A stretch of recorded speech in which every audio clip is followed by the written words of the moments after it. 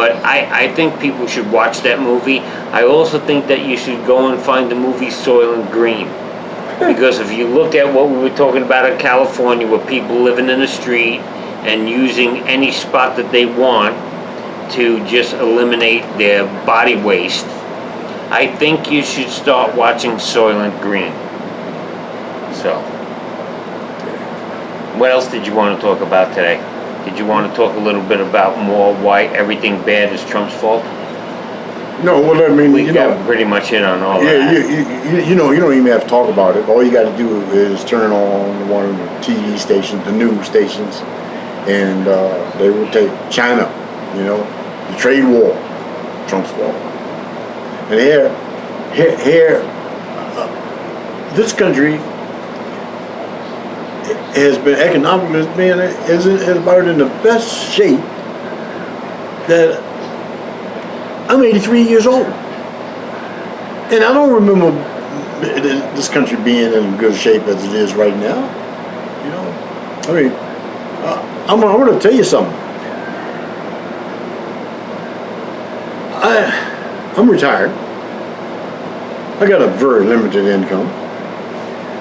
I used to have to go to the bank and get money and put it in my account so I could write a check before April the 15th, because other than what they took from me, I still owed more money.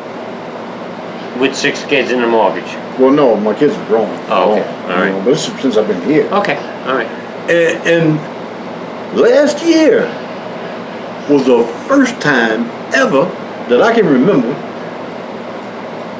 at least since I've been here, that I didn't have to go to the bank and get some money and put it in my checking account so I could pay my taxes. Not only did I have to go to the bank, but I got back some of the money they took from me. Now, they can talk all they want to about they can give it to the rich people, but the rich people are the ones that pay all the taxes. If I pay $100 in taxes, and Anthony here, my rich brother, pays $100,000 in taxes, and you're gonna get a refund back. Who the heck do you think gonna get the biggest refund back? Yeah, the person who paid the most. Most, yeah. What am I gonna get back out of $100? I mean, am I gonna get more than I put in? I'd like to do that, and I know there's some people that do, but I don't. People just don't think. It's easier to somebody tell you what to do. Yeah. And then you just keep passing it on. It's mental illness or stupidity. I think stupidity and mental illness are closely related because, I'm dumb as a brick, man. I'm telling you, I don't have no education. You already figured that out, I know. But, Google makes me a genius. Man, I've come up with something I need to know, and I get on that, if I can get the things up and running, I get on that computer and get to Google and punch it in, and they give me all kinds of information, and it just don't come from one, it comes from a whole bunch of different people. And I always look around, see, because I don't take one person's word for nothing. But yes, I do. Jesus Christ, I listen to Jesus Christ all the time, because Jesus Christ,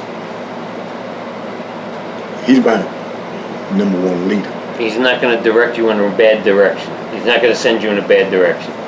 So far, he sent me in all the right directions. I don't know, and that's something to say because I was going in the wrong direction in my youth, but that wasn't Jesus Christ sitting on my shoulder, whispering in my ear about doing this and doing that.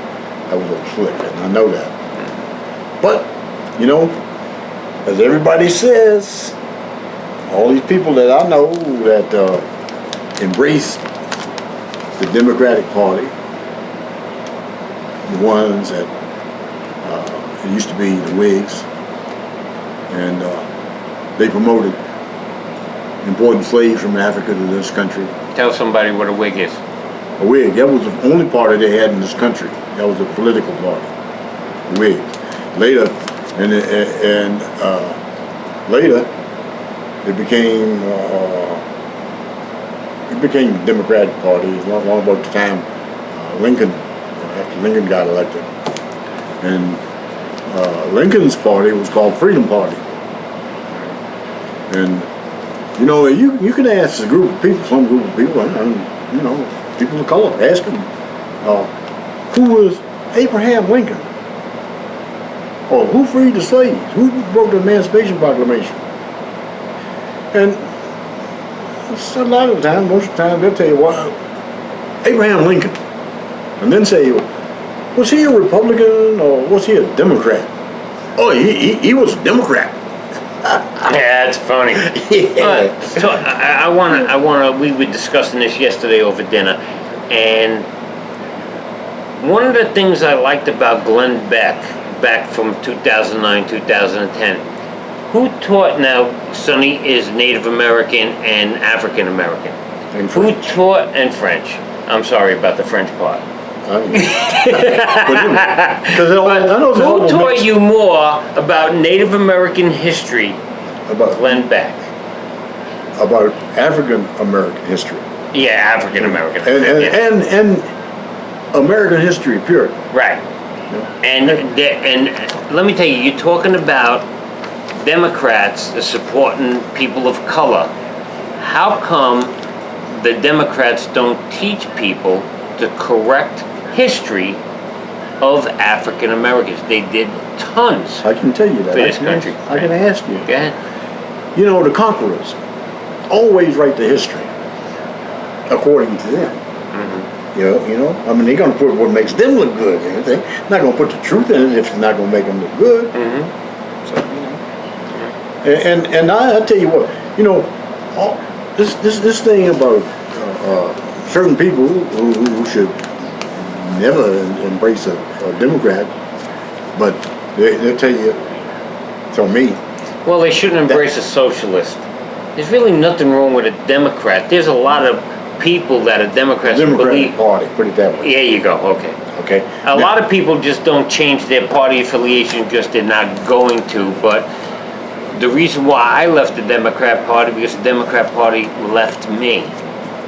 They didn't have the same beliefs I had, so they left me. I didn't leave them. Well, when I was young, and I had heads all over the place that I had to feed, the first president I voted for was John Kennedy.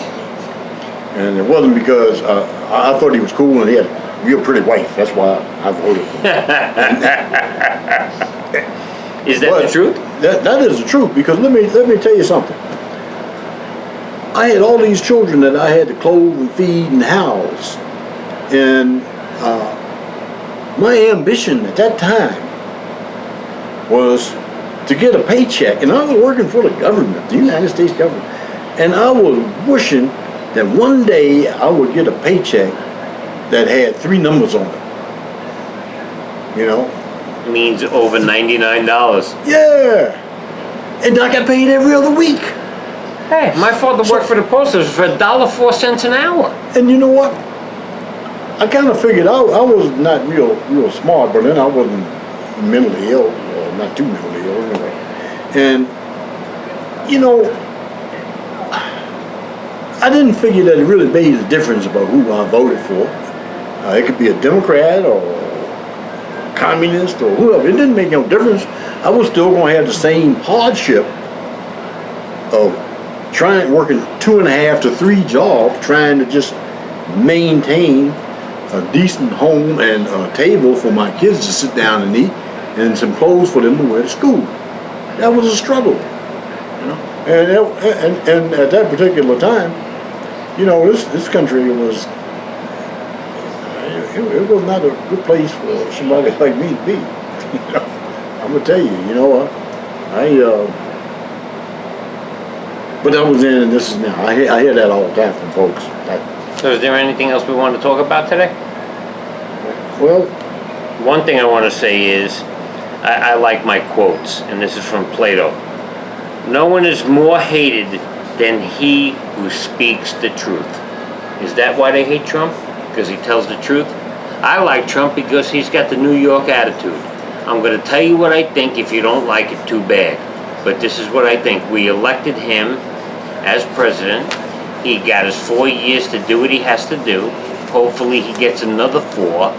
And let's see if he, in the 8 years that he'll be in office, hopefully, that he will show how things really need to be done and how government should take care of the people and give them, by taking care of them, not by giving them money, by giving them the opportunity to have a good paying job and pursue happiness. And that's what he's done. And I'll tell you what, I like Trump. I've been a fan of Trump since the 80s. I used to have a couple dump trucks, and they used to subcontract to a guy that was building roads. And one about the same time, the Don's father gave him that $1 million. And every time I turned on the television and the Don was on there, he looked like a mother hen with a line of baby chicks behind him, all those foxes too, I'm telling you, you know. And all those working guys, you know. Are you trying to tell me that women are attracted to cash? I think so. Okay. But my wife, she got, you know, Kay thought I was rich. That's why we got married. And she still think I'm gonna cash a check. That's why I've been married for 40 years. Yeah. But, you know, we used to have lunch on lunch break, and a guy by the name of Paul Harvey was on the radio all the time, you know, and he used to always talk about the rest of the story. But we weren't talking about the rest of the story. We were talking about the Don. And we called him the Don, not because his name was Donald, but we called him the Don. And there's a bunch of folks out there that know what I'm talking about. And we loved him then because he spoke to us. He spoke in our language. Most construction people that liked him. And the thing about his father is he was a builder too, and he used to take all his children, all his boys, on a construction site. He had some big construction going, and he'd take his boys out, and the Don was one of them, and he'd give him to the guy that was running the electrical gang, or the guy that was running the concrete gang, or whatever it was, and he'd tell him, hey, you know, Don is going to work for you for the next 3 months. You treat him like you do everybody else, pay him like you would everybody else.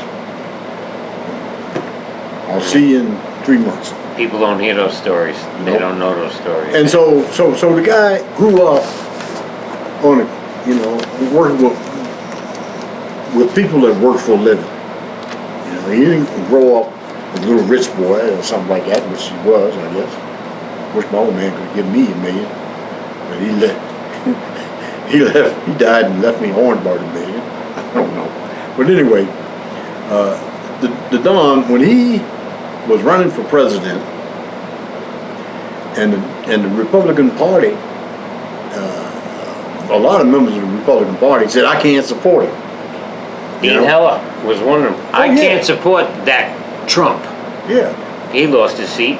Well, I helped him. I helped him lose it. Mm-hmm. The only one